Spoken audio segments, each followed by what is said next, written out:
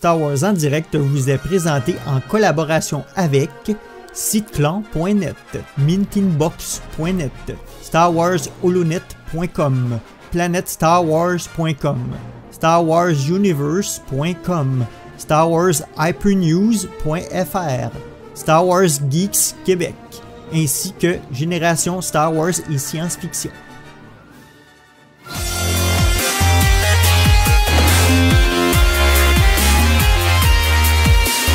Bienvenue à Star Wars en direct, la voix du fandom Star Wars pour cette édition série qui sera consacrée au 4e épisode de The Mandalorian. Je suis Céline et je suis accompagnée ce soir de Sylvain. Bonsoir Sylvain. Bonsoir Céline et bonsoir à personne, parce qu'a priori on est tout seul. Quel est ton WhatsApp Sylvain ? Pas grand chose depuis le dernier enregistrement qu'on a fait. J'ai terminé Fallen Order, mais je crois que je l'ai déjà dit dans le dernier numéro. J'ai maté vite fait l'épisode 4. À part ça, pas grand chose. Bon, bah moi non plus, pas grand chose, à part le dernier épisode de Mandalorian. Donc on va passer directement au rappel sur la politique spoiler. Tout ce qui est disponible sur les canaux officiels est considéré comme non spoiler. Donc cette émission est non spoiler, donc tout ce qui peut être diffusé par ces canaux peuvent être dévoilés, y compris le contenu de tous les épisodes précédents. Et pour l'épisode courant, on fera d'abord une partie sans spoiler et ensuite une partie spoiler avec l'épisode en entier. Pour les émissions récentes, on a Star Wars en direct, littérature numéro 39 consacrée au roman Resistance Reborn et SWD Gamers 14 sur Jedi Fallen Order. Star Wars en direct, c'est aussi une communauté de fans. Vous pouvez rejoindre notre communauté de fans et d'auditeurs pour participer à nos enregistrements live comme ce soir. Pour cela, il suffit de rejoindre notre serveur sur Discord. Et puis, vous pouvez aussi faire de la pub pour nous en portant des t-shirts SWD que vous pourrez vous procurer sur starwars.direct/boutique. Voilà, il y a plein de couleurs, donc vous pouvez y aller et vous démarquer avec des t-shirts que tout le monde n'a pas sur Star Wars. On va passer dans le vif du sujet directement en passant en hyperespace. Oh crap! Prepare to jump into hyperspace on my mark. All right, stand by.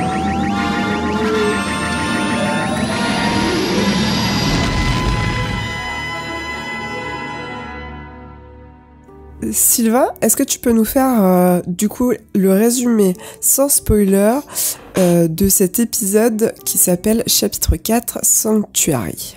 Eh bien, oui Céline, je peux le faire.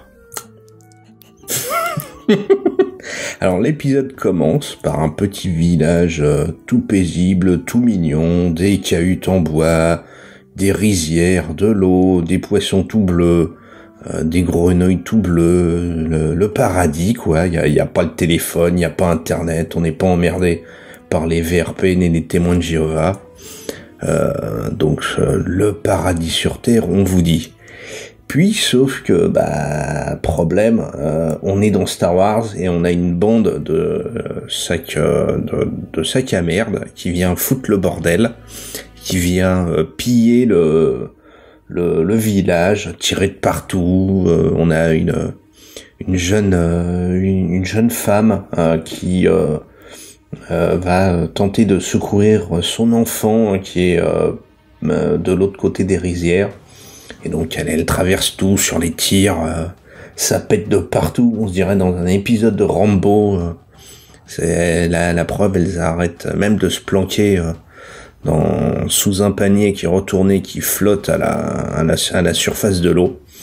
Et on voit les bandits qui sont globalement des non-humains. Je crois pas avoir vu d'humains à ce moment-là. Qui pillent, qui détruisent tout, et c'est comme ça que l'épisode débute. Ouais, globalement, on se croirait dans le début d'un mauvais épisode de Stargate avec les Gauls qui viennent faire un raid sur le village. C'est ça, c'est le raid des méchants du coin typique, quoi. Et je trouve quand même que c'est le village a assez de la gueule. Les costumes sont bien faits, mais c'est du comme dans toute la série finalement, c'est du classique et c'est des trucs quand même qu'on a vu pas mal de fois avant. Ouais, mais ça reste efficace et cohérent avec l'univers, du coup, moi je m'en plains pas. Je continue un peu pour résumer l'épisode ou on passe directement. Je pense qu'on va passer sur la partie spoiler, sauf si t'avais un autre commentaire à faire sur cette première partie. Bah non, globalement l'épisode, si je dis pas de bêtises, c'est le plus long pour le moment, il fait 40 minutes. C'est donc le plus long. Et comme toujours, j'ai toujours l'impression de ne pas voir une série mais un film qui suit son cours et dont on a découpé par arc scénaristique. On est dans une partie peut-être un peu plus calme de l'histoire, un peu plus reposante parce que finalement après toutes ces aventures de Mando et de bébé Yoda, c'est un espace de fraîcheur finalement ce village. Donc c'est un épisode assez calme, assez pas contemplatif, mais on sent il y a finalement assez peu d'action. On est encore comme d'habitude dans du classique. On est toujours dans cette espèce de mélange de SF et de western. C'est le bon gars qui est traqué et qui doit s'arrêter près de la population qui est toute mignonne, qui est gentille et qui va devoir faire parler la poudre parce qu'il y a des enfoirés du coin qui font chier ces gens-là et que c'est le seul gars qui est capable de résoudre la situation. Donc on est toujours dans ce simili-western. Donc voilà. Et je sais pas toi, mais moi, au tout début, quand j'ai vu l'épisode, je me suis posé la question si c'était pas un flashback en fait. Ce tout début d'épisode. Je me suis dit, peut-être que c'était sa famille avant, qu'elle s'est fait tuer. Voilà, je m'attendais vraiment à ce que ce soit possible que tout le monde se fasse exterminer. Non, pas trop. Bah non, parce que très vite, tu vois qu'il est avec bébé Yoda. Donc, ça peut pas être un flashback. Surtout en plus. Non, mais sur la toute première partie. Oui. Non, parce que oui, ça pourrait l'être si t'avais pas vu les bandes annonces. Le problème, c'est que si t'as vu les bandes annonces, tu vois un moment où justement t'as la dame qui commence à retirer le casque de Pedro le Mando. Donc oui, mais ça aurait pu être un autre flashback de encore avant, tu vois. Non, pas. Tu vois les flashbacks en série ? Ouais, mais c'est... Ouais, je me suis posé la question, voir si c'était pas sa femme et que voilà. Ouais, peut-être, mais non, c'est pas Abrams, c'est pas le gars qui va enchaîner, qui va mettre un flashback dans un flashback dans un flash forward, qui lui-même est dans un flashback. Faut croire que non, ouais. C'est pas. J'ai jamais pensé que ça pouvait être un flashback. Bon, je te propose qu'on continue sur la partie, le reste de l'épisode. On en était parti du Mandalorien. Il partait de la planète en étant aidé par les autres Mandaloriens. Donc ça a pété de partout. Et puis là, il cherche un petit coin tranquille pour se faire oublier. Donc il tombe sur quoi ? Sur la planète bien perdue qu'on vient de voir. Comme ça tombe bien. Il rentre dans un bar, il commande une petite soupe pour bébé Yoda, il remarque qu'il y a une cliente qui a l'air pas du coin, et en fait elle disparaît l'instant suivant, donc il va dans la ruelle voir si c'est pas une menace, et bien sûr qu'est-ce qui se passe ?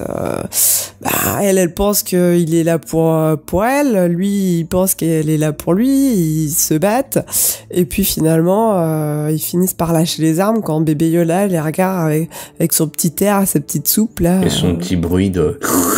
C'est ça. Donc toi, qu'est-ce que t'en as pensé de cette première partie, cette introduction du personnage de Cara Dune ?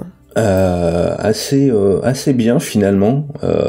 Pas besoin de mots. Alors le seul petit problème finalement, c'est que l'actrice qui joue Kara, qui est une ancienne championne de MMA, bon, elle ressemble à une armoire normande.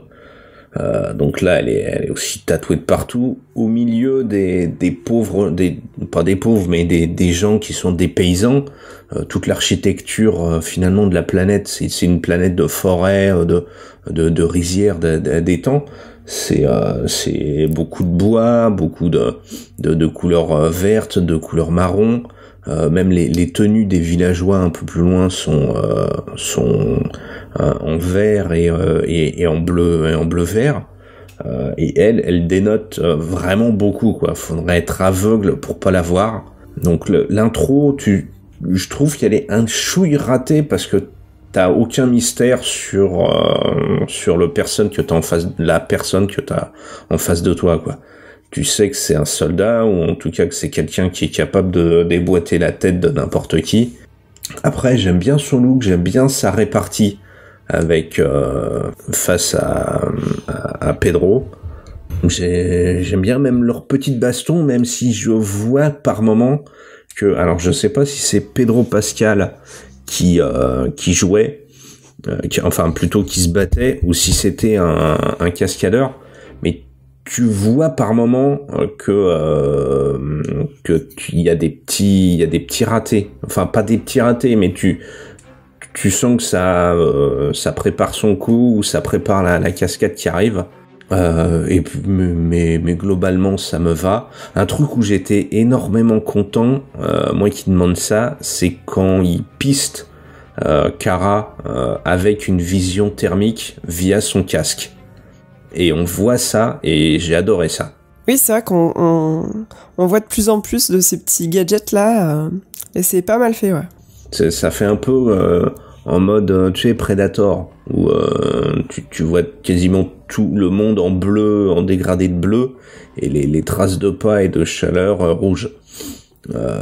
Après, le truc un peu con, c'est que ça fait vraiment, tu suis les petits cailloux qui ont été semés, et en fait, il a aucune réaction quasiment, à part de regarder à droite ou à gauche quand ça s'arrête. Alors que normalement, si t'es un peu, tu vois que la trace de la personne que tu suis s'arrête d'un coup, moi je recule instantanément et je fais demi-tour. Tu sens le piège à plein nez. Et puis c'est sûr. Ouais, et puis toujours l'intervention de bébé Yoda qui mange sa petite souplette avec son bruit guttural. J'adore ça. Et même en fait l'interaction avec la serveuse dans le bar. C'est trop mignon. Ouais, je le trouve assez génial parce que tu vois il part tout de suite, il jette une pièce, occupez-vous du petit. C'est même la pièce pour manger, le truc. Je trouvais ça fait toujours très western, mais je trouvais ça très bien produit. Moi, j'ai trouvé ça un petit peu dommage la façon dont ça a fini entre les deux, parce que finalement. Je sais pas, je trouve que ça fait un petit peu quand même artificiel.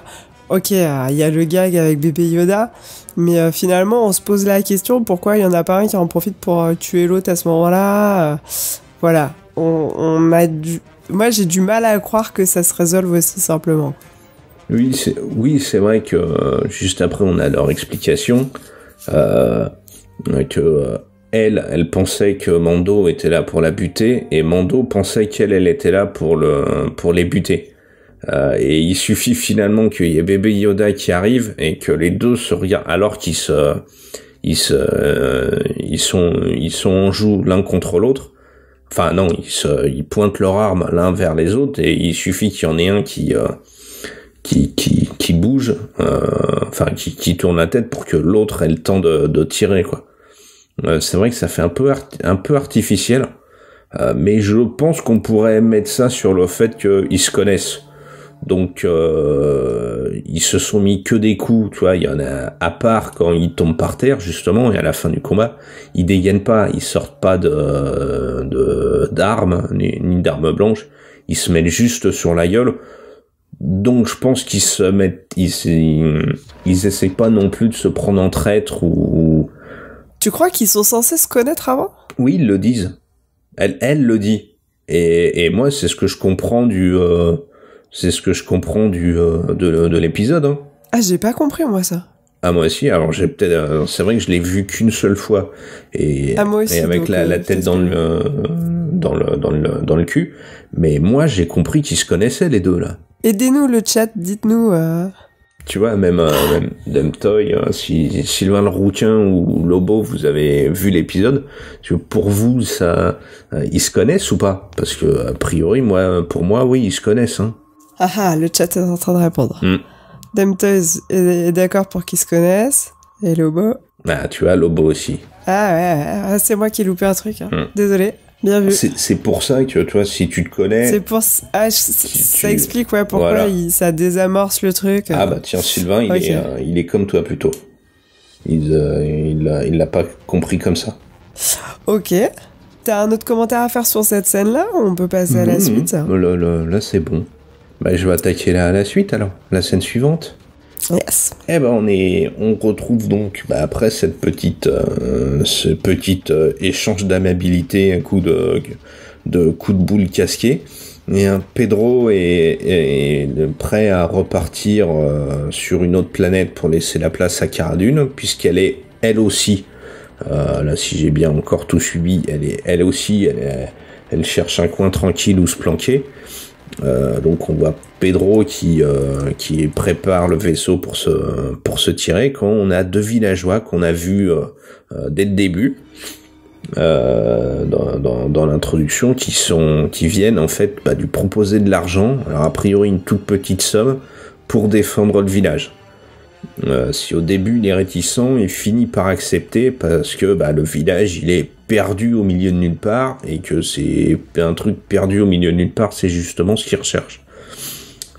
Il prend l'argent et en fait il va donner l'argent à Cara Dune, pour tout simplement pour la payer, pour qu'elle vienne avec lui fait à la fois pour se planquer et pour lui filer un coup de main pour aller tataner les méchants bandits. Et c'est à partir de là qu'on est dans un espèce de remake des 7 samouraïs ou des 7 mercenaires, hein, pour ceux qui suivent pas, les 7 mercenaires sont un remake US des 7 samouraïs, et ce sont deux films à voir absolument dans sa vie de cinéphile. Donc on est dans une version Star Wars de ça, tranquillement, avec les villageois qui savent pas forcément se battre, mais qui ont envie de se défendre par eux-mêmes. On a les cahutes en bois, les rizières, tout ça. Donc voilà. Oui, c'est vrai que dans les 7 samouraïs, on a aussi comme ça, on a 4 villageois qui vont en ville pour trouver les samouraïs, et puis après il y en a 2 qui repartent, donc du coup on se retrouve aussi avec 2 villageois finalement en ville, exactement comme là on a 2 villageois qui sont en ville pour recruter des gens pour défendre leur village. Et ensuite, du coup, une fois qu'ils sont convaincus tous les deux qu'ils vont aller défendre le village, le Mandalorien s'installe chez une mère célibataire. Bébé Yoda s'éclate avec la grande fille de la famille. Bébé Yoda est installé dans un tout petit lit tout mignon. Mandalorien a l'air de trouver que la maman est pas mal non plus. Je sais pas ce que j'ai mis dans le planning. J'ai pas mis maman. Je fais ce que je veux. Et donc, le Mandalorien et Cara Dune partent en reconnaissance, et ils s'aperçoivent que, en fait, les bandits ont juste un petit ATST. Le boulot est un peu plus dur que prévu, donc ils regardent un petit peu les villageois. Oui, vous le saviez, puis vous nous l'avez pas dit. Donc le fait que que le Mandalorien a l'air de se plaire dans la cahute qu'il est, c'est aussi dans les 7 samouraïs. Hein. Il y a aussi une amourette entre une des villageoises et le plus jeune des samouraïs. Donc encore un petit coup de remake. Ah bah oui, clairement. Clairement, on est vraiment dans cette partie-là où t'as les guerriers qui trouvent la paix, le repos dans ce village qui est un peu à leurs pieds parce qu'ils sont mis sur un piédestal. Les villageois sont petits soins avec eux. Donc on est et eux-mêmes nos 2 guerriers sont comme à la maison, ils sont dans des chaussons. Enfin, c'est toujours les scènes où les mecs, ah oui, c'est le guerrier tatoué, musclé, qui pourrait démonter la terre entière d'un seul coup de poing. Mais finalement, il aimerait bien vivre sa vie peinard dans ce petit village. On est encore là dans le classique. J'ai bien aimé, par contre, la petite mission de reconnaissance où finalement il voit non pas si je dis pas de bêtises, il voit pas la TST dès le début, mais il voit juste la trace et les dégâts, et là ça change le boulot de tout au tout. Et aussi un truc, c'est aussi là où on voit finalement notre mère célibataire qui tente de retirer le casque de Pedro el Mando, mais celui-ci l'arrête. Mais c'est peut-être là ou en tout cas c'est avant la bagarre qu'elle lui demande depuis quand il l'a pas enlevé, qu'il explique hier, voilà, elle lui dit mais devant quelqu'un, et qu'il lui explique que s'il l'enlève, il peut plus jamais le remettre. Donc manifestement c'est un nouveau mode pour les Mandaloriens. Enfin, c'est quelque chose qu'on n'avait jamais vu dans The Clone Wars ou dans Rebels. Les Mandaloriens retiraient leur casque. Donc, est-ce que c'est suite à la purge qu'ils se sont mis dans ce mode-là, ou est-ce que c'est ceux qui suivent la voie qui doivent être un peu plus puristes? On sait pas. Mais en tout cas, cette règle-là, elle n'existait pas, mais elle a l'air quand même sévère. Alors je crois que ça fait longtemps que j'ai pas lu ni la BD de Django ni les Karen Traviss, mais je crois que ce coup-là, que les vrais Mandaloriens ne retiraient pas leur casque en public, je crois que ça a déjà été écrit quelque part. Il faudrait que je retrouve, mais ça m'a réveillé les souvenirs que typiquement les Mandaloriens ne retiraient pas leur casque face déjà à d'autres Mandaloriens, et finalement on ne les retirait que quand ils étaient soit entre eux, soit avec leur famille, quoi. Dans l'espace privé, en fait. Ouais, c'est ça. Mais alors le coup si tu le retires si tu le retires, tu peux plus le remettre. Ça non, ça me dit rien du tout.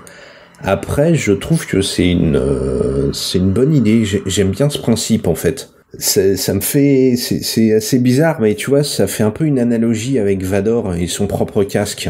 Quand tu rappelles-toi l'Empire contre-attaque, ou après le retour du Jedi, tu sais, quand il est dans sa bulle de méditation, le casque il le retire de temps en temps et à l'écart, jamais devant les gens, et la seule fois finalement où il se décasque, enfin où on le décasque, c'est Luke, et ça l'achève en fait. J'aime bien cette espèce d'analogie avec ça, où finalement l'armure et le casque surtout font le Mandalorien, et que si tu retires le casque, t'es mort, t'es exclu du club. Mais moi, ce que j'avais pensé, sinon, c'était que peut-être justement quand tu suis la voie, même si tu n'es pas Mandalorien, on va dire de souche, t'es considéré comme un Mandalorien, et du coup ce serait pour ça en fait que personne retire son casque, parce qu'en fait, quel que soit d'où tu viens, quelle que soit ta race, quel que soit ton type, eh bien tu es un Mandalorien. on n'a pas à faire de différence. Tu es un Mandalorien. Oui, il y a que... Et donc ça s'efface derrière le casque. Un peu comme par exemple la Légion étrangère, où les gens en fait ils reprennent un prénom parce qu'en fait quel que soit leur passé, en fait aujourd'hui ils sont dans la Légion. Il y a que ça qui compte. Et quoi. en fait c'est le corps qui prime sur tout le reste. Ah oui, ça peut. Oui, c'est un truc à envisager. Et je trouve, et ça rejoint un peu ce que je disais. C'est un truc que je trouve moi assez cool. Même si ça va, je trouve pas que ça contredise, comme j'ai vu sur Twitter, ce qui a été dit sur les Mandos dans Rebels ou dans merde, j'allais dire sur la République, non, dans The Clone Wars. C'est peut-être une autre faction, une autre façon de vivre des Mandaloriens, parce que pour moi, les Mandalos qu'on voit dans The Clone Wars, que ce soit le groupe de Satine dans les villes ou la Death Watch, pour moi, c'est pas l'idée que je me fais d'un Mandalorien. L'idée que je me fais des Mandaloriens, c'est ceux qu'on a vus dans l'épisode précédent, quoi. C'est des guerriers mystérieux qui suivent un code moral et un code d'honneur strict. Et ouais, et pour moi le casque fait le Mando. Peu importe que tu sois jeune, vieux, homme, femme, j'imagine que tu vois, on te donne ton armure de Mandalorien et ton casque. Et on te dit, si jamais on te retire ton casque, t'es plus un Mandalorien, parce qu'un Mandalorien garde son casque en toutes circonstances, quoi. Ouais, c'est ce que j'imagine. On passe à la suite. Ouais, on va passer à la suite. Donc on a Cara et Mando qui sont prêts vu les difficultés inhérentes à la TST, qui sont prêts à prendre la poudre d'escampette. Ils demandent même aux villageois de dire mais barrez-vous avec nous, montez un village plus loin parce que ça on peut pas et vous non plus. Et les villageois leur disent non, rien du tout, ici c'est Paris, ici c'est chez nous, on bougera pas, c'est notre village. Et si vous voulez partir, nous on se battra tout seul. Donc comme nos deux mercenaires, il y a quand même un petit cœur qui bat sous le gilet pare-balles. Et ils entraînent quand même les villageois. Ils leur font monter des barricades. Ils les amènent ils leur apprennent à se battre avec un bâton pointu. Et à tirer aux armes. Et puis bien entendu, parce que faut augmenter l'intérêt, on s'aperçoit que notre jolie maman célibataire, elle sait très très bien tirer au fusil d'assaut laser, qui est, si vous avez noté, le fusil est je crois la même arme que le Trandoshan dans Trandoshan, chasseur de primes qu'on voit dans l'Empire contre-attaque. Si je dis pas de bêtises. Ah, j'ai pas noté. Ouais. Je suis tombé là-dessus sur une photo de Twitter. L'arme que Mando lui donne, c'est la même que celle du Trandoshan. Et c'est la même que les Trandoshan qui l'ont attaqué dans le 2e épisode ou pas? Je sais. Il l'a peut-être récupéré dessus? Je sais pas du tout, peut-être, mais rappelle-toi que Mando, il a plein d'armes dans son vaisseau, et que tu vois que quand il accepte en fait il accepte l'offre des villageois, en fait il débarque plusieurs caisses de matos, donc j'imagine toutes ces armes. Exact. Et moi c'est un truc que je trouve bien parce que ça me faisait penser que tu vois, il a son fusil désintégrateur là, il l'utilise avec des cartouches qui sont à l'une de ses bottes et sur la merde. Une ceinture de munitions là, une bandoulière, voilà, une bandoulière, et on les voit toujours la vider, mais jamais les remplir. Et le fait qu'il se trimballe avec ses caisses de munitions, donc ces caisses de matos, on me dit oui, effectivement, là c'est logique. Et donc ils nous barricadent le village, ils font même des pièges pour la TST. Donc vient la nuit, pour le moment tout est calme une fois que tout est mis, mais vient la nuit et les villageois arrivent escortés par l'Indominus ST, parce que le ST est quelque peu customisé. En tout cas il est peint en noir et en rouge avec des rayures, même la lumière extérieure, la lumière à l'intérieur de la cabine est rouge, ce qui fait que ça lui fait des yeux maléfiques, hein. Si vous aviez pas encore compris que c'était les méchants, là, normalement, un gros truc méchant qui fait plein de dégâts et qui est des peints, qui fait de la lumière noire et rouge, bon là, normalement, vous devriez avoir compris le message. Donc, y a bagarre et rebagarre. Ils sont les pilotes à l'intérieur de l'Indominus ST, ils sont quand même pas complètement cons. Et ils voient qu'il y a quelques petits pièges pour eux, donc ils restent un peu à l'écart et ils tirent de partout, sans faire de victimes, hein, en pétant 2-3 cahutes, mais heureusement il y a personne, parce qu'il faudrait pas. Faudrait quand même pas tuer des villageois. Voilà, c'est ça. Mais Kara demande à Mando son fusil fourchette. Elle se met dans l'une des mares au canard là, et puis finit par pouvoir tirer à l'intérieur de la cabine, shooter l'un ou les deux pilotes, je sais plus, pour finalement faire tomber l'Indominus ST, puis lui balancer une grenade à l'intérieur. On voit aussi nos deux villageois qui tuent le chef des bandits. Tout le monde est content, tout le monde est gentil, tout le monde a gagné, il n'y a pas un seul, mais tous les méchants sont morts dans d'affreuses souffrances, et il n'y a pas un seul gentil qui a ne serait-ce qu'un ongle cassé. Donc c'est beau, c'est la force. Tu vas me faire pleurer. Ah, il y a juste un truc que j'ai oublié. En fait, ils provoquent au début de cette bagarre-là, ils vont provoquer les méchants pour le venir. Et il y a un truc moi que je trouve ultra con. Je sais pas si t'as remarqué, mais la bombe qu'ils collent au milieu du bâtiment, ils peuvent pas sortir tout de suite. Ils doivent faire la bagarre avec 2-3 gars. Et la scène est extrêmement rallongée au niveau du compteur de la bombe. Ça en devient mais ridicule parce qu'on a le bip bip bip bip de la bombe qui tire. Normalement c'est réglé pour péter. Il utilise le même explosif que pour dans l'épisode précédent pour faire tomber le mur de la baraque. Et là tu vois que le truc ça pète au bout de 4 ou 5 secondes. Et là ça doit durer mais 15 ou 20 secondes, mais c'est ridicule. C'est vraiment ce passage-là de tout l'épisode que j'ai trouvé ultra à chier, quoi, en fait. Oui, moi aussi j'ai trouvé que ce petit passage était pas terrible. Nous on s'est posé la question, est-ce que c'est des cuves à bactéries et tout, puis finalement on n'a pas eu trop de réponses, donc on est un petit peu frustrés. Mais... Et puis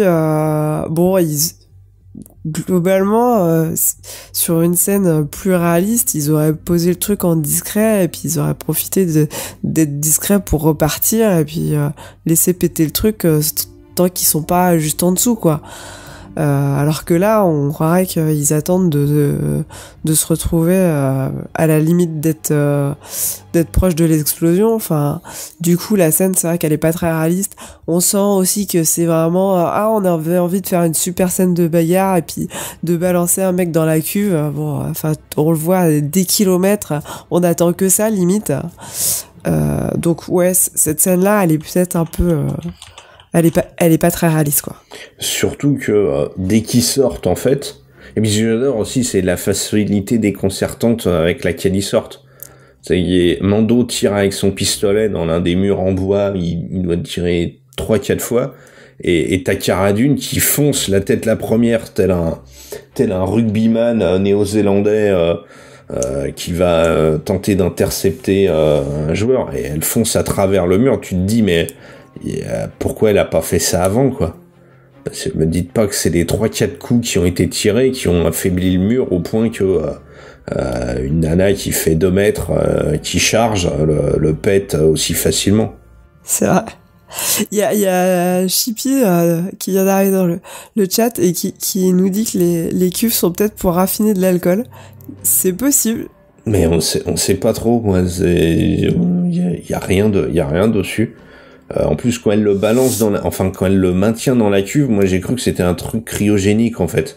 Et qu'on allait voir. Non, mais c'est vrai qu'il y a des tonneaux, non, à un moment, dans cette même salle. Ah, bah, il y a Dem Toys qui dit, ça pourrait être aussi du carburant pour la TST. Ouais, c'est possible. D'où le fait, de faire péter ça. Ah, pourquoi pas. Donc, sur le reste de la bagarre, est-ce que t'as des commentaires, Sylvain? Non, pas trop. Si, le seul truc, c'est on ne sait pas qui pilote le l'Indominus ST. C'est ce que je trouve dommage. Tu vois même pas un bout de tête, un bout de truc, donc le fait de tirer à l'intérieur vraiment d'une des fenêtres, je trouve ça idiot parce que tu vois pas les pilotes. Donc si tu les vois pas par l'ouverture, t'auras beau tirer tout ce que tu veux, tu toucheras personne. Surtout que c'est un tir désintégrateur qu'il a. Qu'elle utilise avec le fusil, donc si tu touches pas de matériaux vivants, ça fera rien. Ouais, on croirait qu'en fait ils veulent pas nous montrer qu'on tue le pilote en fait.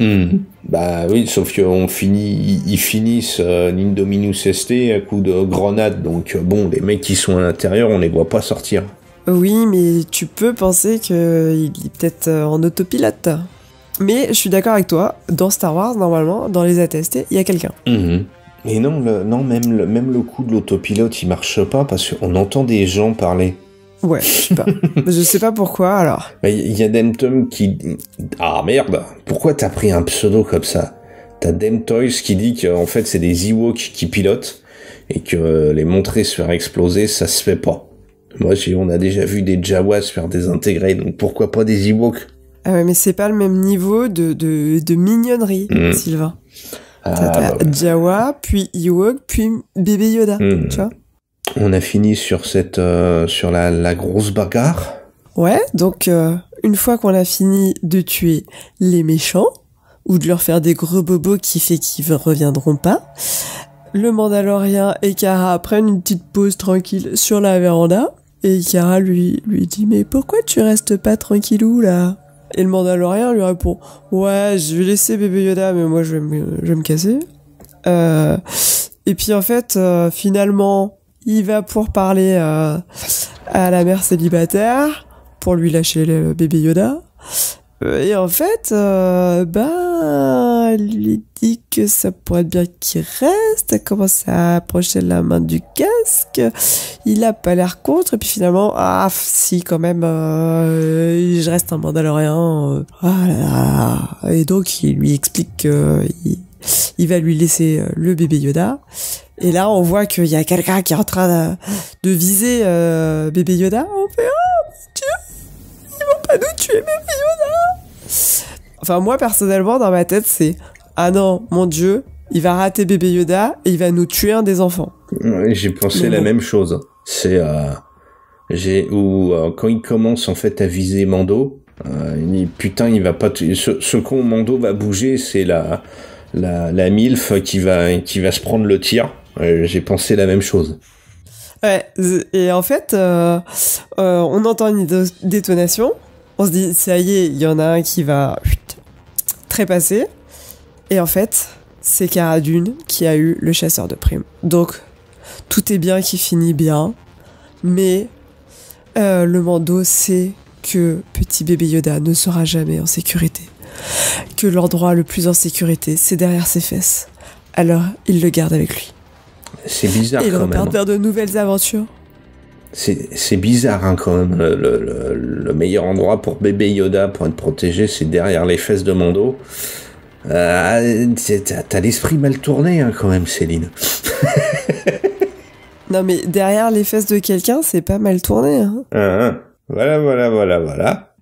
Et qu'est-ce que t'as pensé de cette séquence finalement qui est un peu coupée en deux, parce que d'un côté on a des simili adieux de Pedro qui essaye de refourguer bébé Yoda parce que a priori, il s'éclate, hein, et même avec les gamins.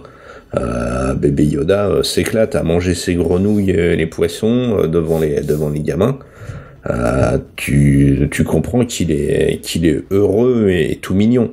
Et de l'autre côté, boum, dès qu'on a Cara Dune qui arrive quand même à se téléporter du village dans la forêt sans qu'on le voie. Qu'est-ce que t'en as pensé, toi? Moi, j'avais pas beaucoup de doutes sur le fait que il restera avec Bébé Yoda, vu que ce cher Jon Favreau avec ses gros sabots avait posté une photo dans la semaine pour dire que Bébé Yoda était dans la saison 2. Donc, merci Jon Favreau de nous spoiler à mort tes propres épisodes. Et du coup, voilà, c'est pour ça que j'avais plus peur pour les autres enfants que pour Bébé Yoda.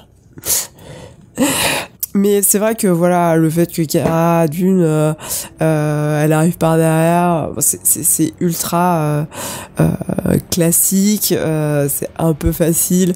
Voilà, finalement, je pense que j'aurais pas été surprise qu'un enfant se fasse tuer, mais en même temps, quelque part, j'aurais été plus satisfaite, ça aurait été plus réaliste. Enfin, j'aurais été triste pour les enfants, mais...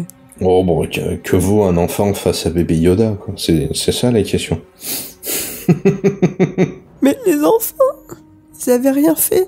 Ils mangent pas de grenouilles. Non, ils gobent pas de grenouilles comme Yoda, mais manger des grenouilles, vu qu'il n'y a pas d'autre chose à part du poisson à manger dans le coin, je pense que si, il pourrait manger les grenouilles. Après, moi, de mon point de vue, j'aime bien globalement cette partie-là. Il y a aussi un petit jeu taquin entre Cara et Pedro, parce que Cara se rend compte que Pedro il serait bien ici, qu'il est un peu dragouillé par la nana. Elle lui fait la réflexion assez marrante. Mais qu'est-ce que tu risques si tu retires le casque, et l'autre lui dit de plus pouvoir le remettre. Cara lui répond c'est tout, c'est que ça. Et j'ai bien aimé finalement ce petit échange, lui disant si tu peux être heureux ici, fais-le. Après, au niveau de l'élimination du chasseur de primes, le seul truc qui me dérange, c'est que vraiment Cara, elle sort de nulle part en fait. C'est la scène d'avant, c'était avant la discussion de Pedro et de sa future femme. Elle était encore assise devant sa cahute. Donc comment est-ce qu'elle se retrouve à 500 mètres de là, derrière le chasseur de primes, alors qu'on a priori, il n'y a aucun moyen de savoir qu'il est là. C'est le seul truc qui m'a fait changer. Je suis content qu'elle l'ait descendu. Mais voilà, comment c'est qui? C'est Sangoku, c'est Flash. Tu sais même pas. On pourrait te dire qu'ils ont posé des détecteurs dans le camp ou à l'extérieur du camp, et que Cara a eu un signal. Mais là, t'as rien. C'est le seul truc qui me gêne un peu. Mais moi, je me suis dit que, en fait, ils nous avaient pas montré, mais que la scène entre le Mandalorien et la femme durait plus longtemps, et que, en fait, Cara Dune, elle avait décidé de se barrer tranquillou du village sans dire au revoir à personne. Et qu'elle tombe sur le chasseur de primes. Mais bon, c'est vrai que repartir à pied, alors que à l'aller, ils avaient plein de matos, ouais, je sais pas, c'est pas très... Non, en effet, c'est pas terrible. Et sur la conclusion...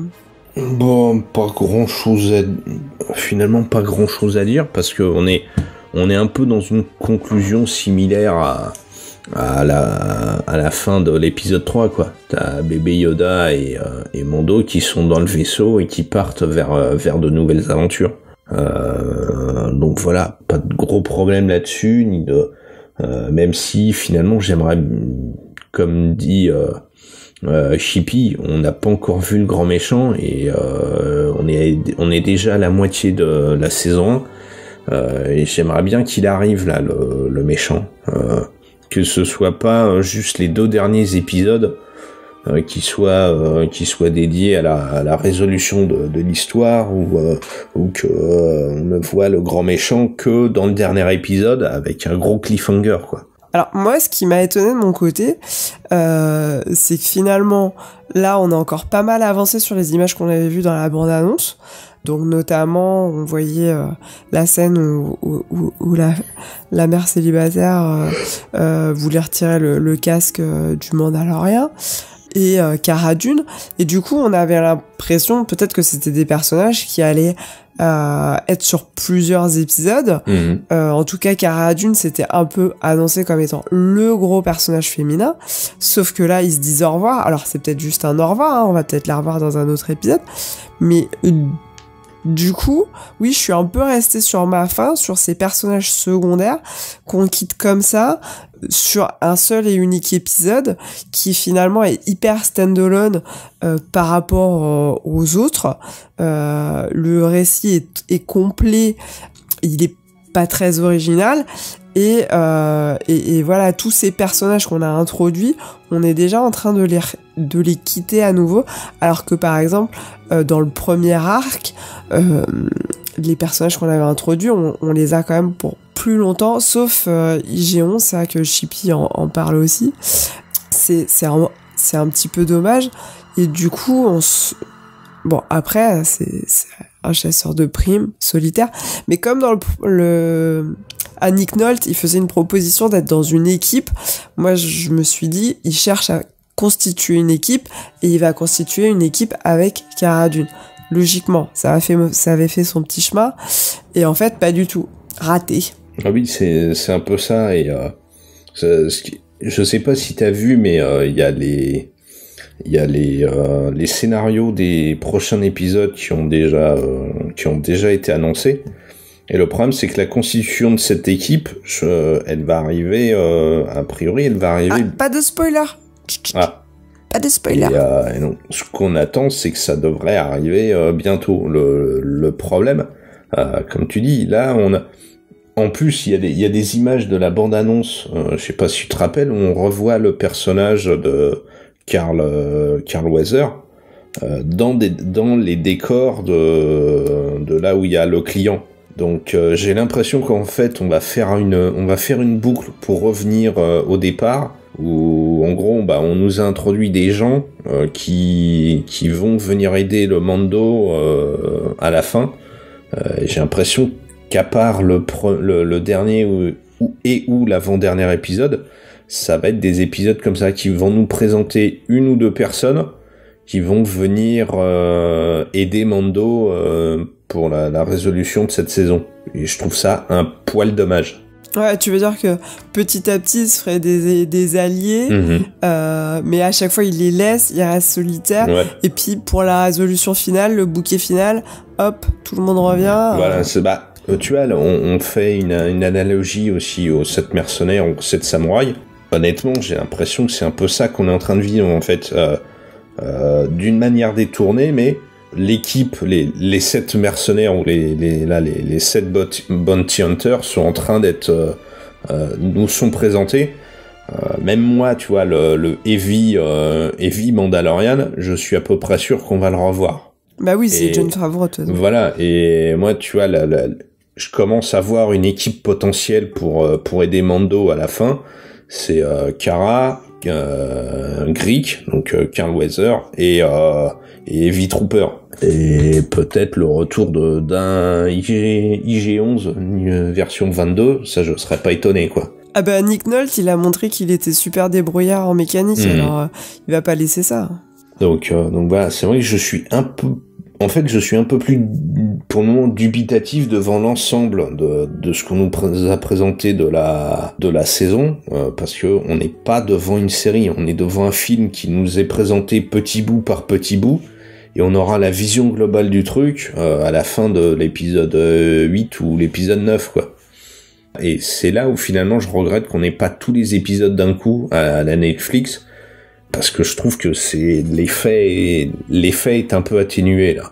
Ah non, moi au contraire, je trouve que ça va bien avec le rythme de la série qui est assez lent et qui permet d'installer les choses tranquillement, et voilà, comme ça on a un épisode par semaine et ça évite parce que faut être réaliste, sinon on les aurait tous regardés en une journée. Oui, mais... Et on aurait plus eu de Star Wars. Mais là, je comprends les deux points de vue.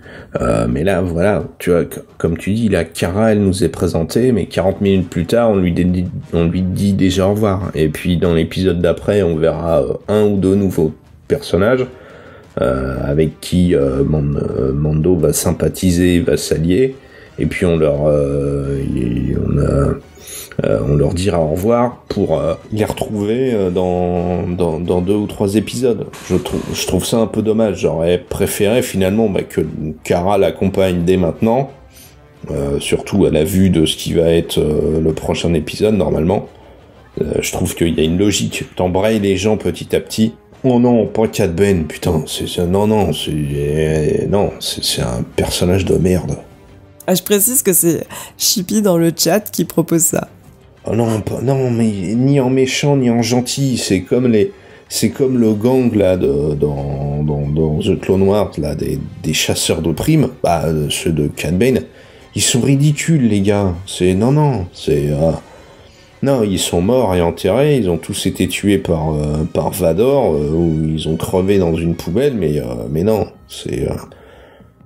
voilà, tu vois, la team, c'est une team de bras cassés ou de soi-disant grande gueule ou de belle gueule qu'on nous présente à chaque fois.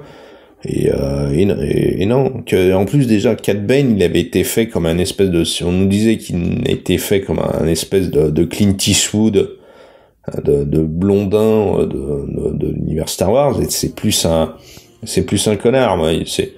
Cad Bane, à un moment, il a été remplacé par Hondo, là, l'autre pirate, pour une espèce de mode running gag. Non. Moi, je veux pas de Cad Bane. Bah voilà, tiens, tu le fais mourir des mains de Boba et voilà, on fini. Bon, je pense qu'on va conclure là-dessus.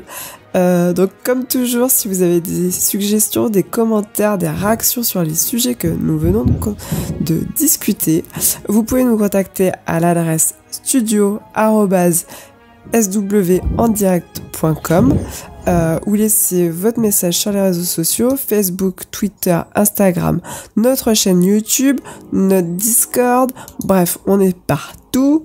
Vous pouvez partager les épisodes sur les réseaux sociaux et puis vous pouvez venir comme d'habitude sur Discord pour nous écouter en direct.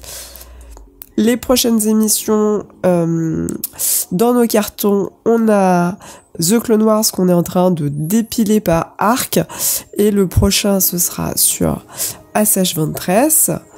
Sinon, je crois, Sylvain, que tu as enregistré aussi un épisode. Oui, un épisode spécial avec notre ami Loïc et un collègue d'un autre podcast, Willem de Hyperdrive.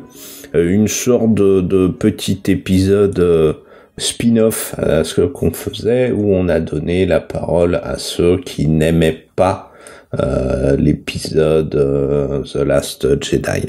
Puisqu'on nous a reproché plusieurs fois de ne pas laisser la parole aux gens qui n'aimaient pas cet épisode-là. Donc, on aimait tous et tout ce que faisait Disney et cette nouvelle trilogie. Donc, on était des méchants pas beaux. Et on vous a concocté un petit épisode comme ceci de 2 heures. Où on a pu faire parler ceux qui n'aimaient pas l'épisode 8. C'est vrai que dans l'équipe, on a plus de gens qui aiment l'épisode 8 que de gens qui n'aiment pas l'épisode 8. Donc voilà, on leur laisse le champ libre pour faire une émission de ronchon complète. Voilà. Oh, c'était pas spécialement des ronchons, c'était exposer ceux qui n'aimaient pas, expliquer pourquoi ils n'aimaient pas telle ou telle chose. Puis oui, c'était donner la parole à tout le monde, même si on nous le reproche, on l'a toujours donné et ce sera toujours comme ça. Mais voilà, avec Loïc, on tenait vraiment à faire cet épisode-là. Et voilà, on l'a fait. Et moi, j'espère que ça, comme dirait Tonton Audiard, j'espère que ça fera fermer leur claque-merde à certains. Exactement. C'est vrai que sur Star Wars en direct, on aime la diversité de points de vue, surtout quand c'est bien argumenté. Chacun peut avoir son avis. Et tant mieux si les avis sont très différents. Comme on vous l'a rappelé en début d'émission, il y a la boutique, donc c'est starwars.direct/boutique. Il y a des t-shirts, mais il y a aussi des produits dérivés. Allez-y. Les podcasts sont disponibles sur les plateformes suivantes: iHeartRadio, Deezer, Spotify, Stitcher, Google Play, Apple Podcast. Voilà, donc normalement vous devez toujours pouvoir nous trouver. On remercie nos partenaires: Mind in Box, Star Wars Holonet, SiteClan.net, Planète Star Wars, Star Wars Universe, le Star Wars Geek Québec, Génération Star Wars et Science-Fiction, et Jeff et Kim qui font le Space Trash Show.